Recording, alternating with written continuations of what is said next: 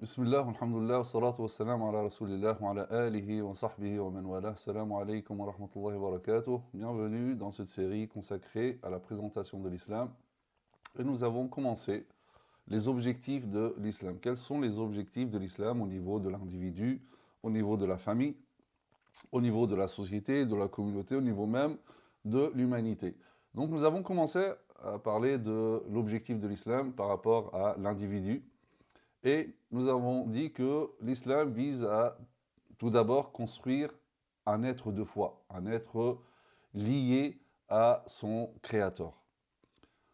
En découle donc un deuxième objectif concernant la construction de l'individu, c'est un être adorateur de Dieu. L'islam vise donc à construire un être adorateur de Dieu.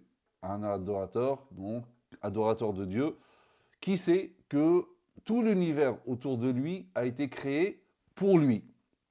Quant à lui, il a été créé par Dieu et pour Dieu.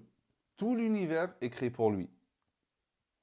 Mais lui a été créé pour Dieu. S'il connaît ça, c'est qu'il a saisi vraiment la mission pour laquelle il a été créé, à savoir l'adoration de Dieu. Comme Dieu dit dans le Coran, وَمَا خَلَقْتُ الْجِنَّ وَالْإِنسَ إِلَّا لِيَعْبُدُونَ مَا أُرِيدُ مِنْهُمْ مِنْ رِزْقٍ وَمَا أُرِيدُ أَنْ يُطْعِمُونَ إِنَّ اللَّهَ هُوَ الرَّزَّاقُ ذُو الْقُوَّةِ الْمَتِينَ.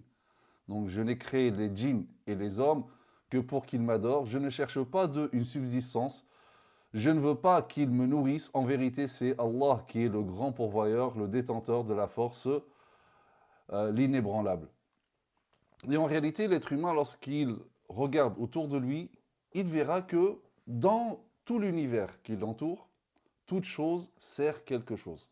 Toute chose. Il voit la pluie, ça sert les végétations, les animaux, l'être humain. Et l'être humain, il sert quoi? Autour de lui, l'être humain s'aperçoit que chaque créature sert nécessairement une autre. Et chaque espèce est au service d'une autre espèce. Les choses inertes sont au service des espèces végétales. Les espèces végétales sont au service des espèces animales. Les espèces animales sont au service de l'espèce humaine. Et l'être humain est au service de qui? Est-ce que l'être humain, le seul, qui est doté d'un intellect, d'une raison, d'un aql, il serait le seul donc qui, lui, il ne sert rien? En réalité, l'être humain a été créé pour servir son créateur, c'est-à-dire pour l'adorer exclusivement, lui vouer un culte exclusif, sans rien lui associer. Et d'ailleurs, c'est pour rappeler cette vérité que Dieu a envoyé les prophètes.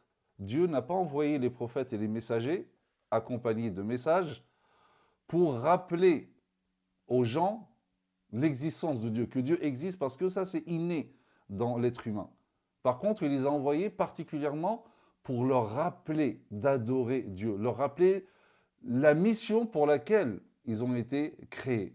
C'est d'adorer Dieu, sinon tu passes à côté, tu es en train de vivre et finalement tu passes à côté de ta mission pour laquelle tu as été créé. Donc Dieu a envoyé les prophètes et les messagers, il les a dotés de messages afin de rappeler aux gens, aux créatures, d'adorer leur créateur. Et c'est ainsi que Dieu dit, nous avons envoyé dans chaque communauté un messager pour leur dire quoi? Adorez Allah et écartez-vous de Tarou, toute fausse divinité. Il dit, et nous n'avons envoyé avant toi aucun messager à qui nous n'ayons révélé point de divinité en dehors de moi, adorez-moi donc.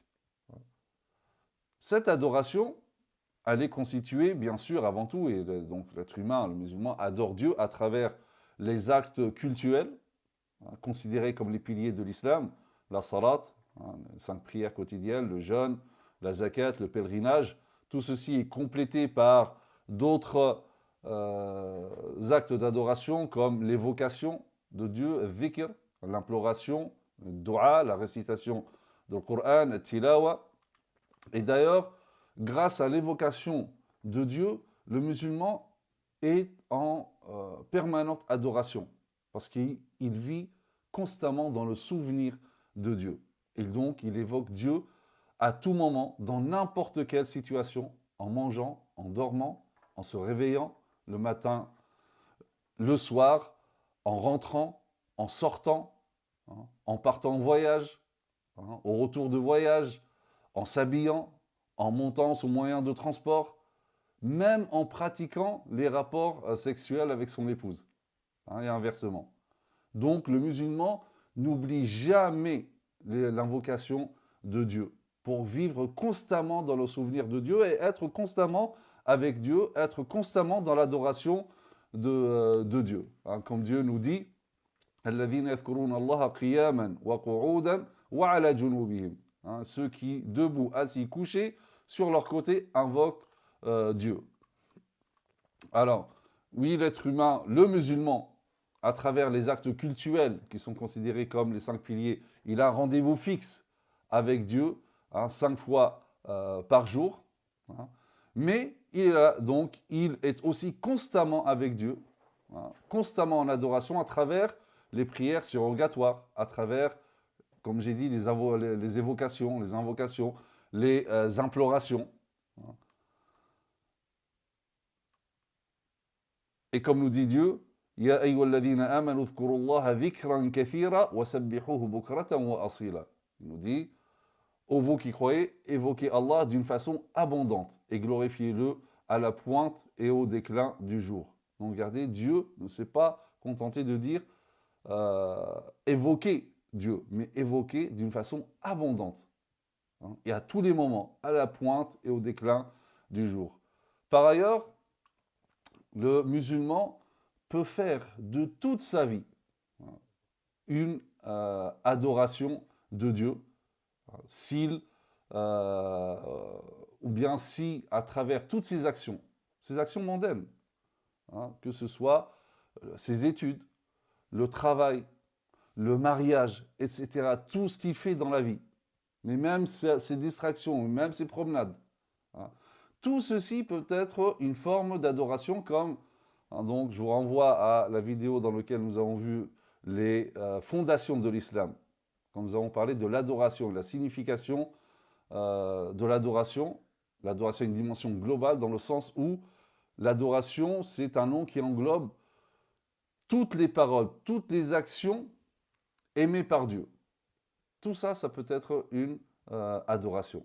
Donc, le musulman peut faire de sa vie entière une adoration, hein, si à travers ses actions mondaines, il espère, hein, l'agrément divin, la satisfaction de Dieu, et ainsi, hein, il est véritablement un adorateur de Dieu, constamment, à tout moment et dans n'importe quelle situation.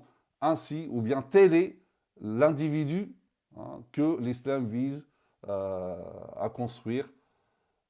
Nous continuerons donc les objectifs de l'islam par rapport à l'individu dans d'autres vidéos. Subhanaka Allahumma bihamdik, nashhadu an la ilaha illa ant, nastaghfiruka wa natubu ilayk, wa salli Allahumma ala sayyidina Muhammad wa ala alihi wa sahbihi wa sallam taslima, wa assalamu alaykum wa rahmatullahi wa barakatuh.